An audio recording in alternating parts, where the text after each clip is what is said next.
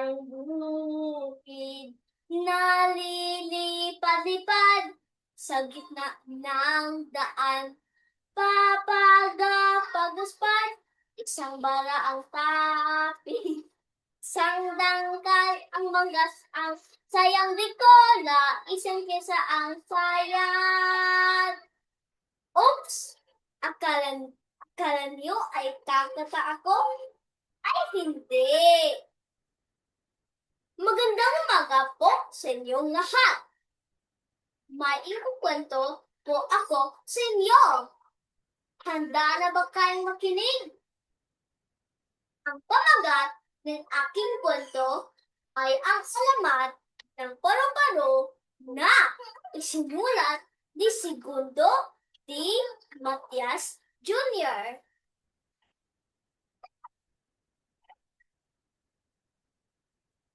May dalawang magkapatid na ulila at naninirahan sa Laguna noong unang panahon. Sila ay sina Paro, na ang palayo ay Paro, at Perla na kapatid niyang babae. Si Paro ay nakakatandang kapatid ni Perla.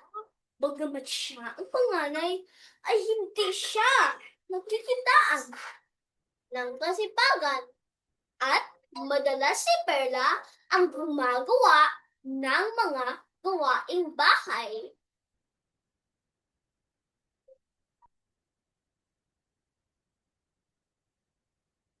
Isang araw, nagkaroon ng tampuhan ang nagkapatid at si Paro ay nagtungo sa hardin upang manguha ng mga bulaklak.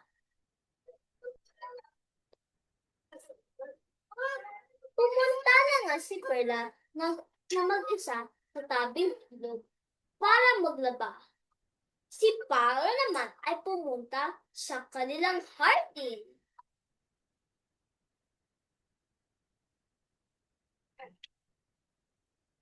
Tinatigan! Meron! Matanda!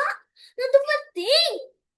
Nilapitan ng matanda si Paro at namalimos ang matanda kay Paro. Papansin, kaya ni Paro ang matanda na malimos? Alamin natin. Sinigawan ni Paro ang matanda na umalis at pinarusahan ng matanda si Paro. Nakatutunan ng isang bulaklak. Ngunit isang pulisap.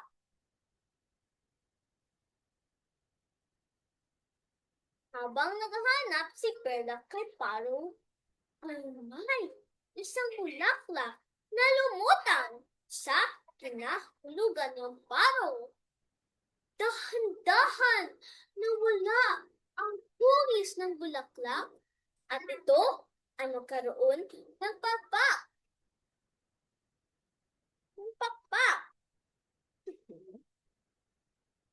Ito ay nagpunta sa mga bulaklak.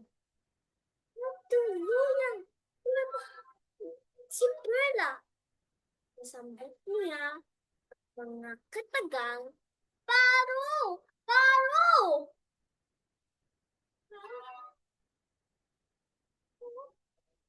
Ang sa kwento ay maging kontento sa kung ano ang meron tayo. Kung may gusto tayo, hindi dapat natin ito'y aasa sa iba at aanhin mo ang iyong kagandahan. Kung hindi naman maganda ang iyong ugali, kaya dapat maging mabait tayo at hindi maging tamad. Sana po ay nagustuhan ninyo ang aking kwento. Hanggang sa muli. Paalam! Wala ito.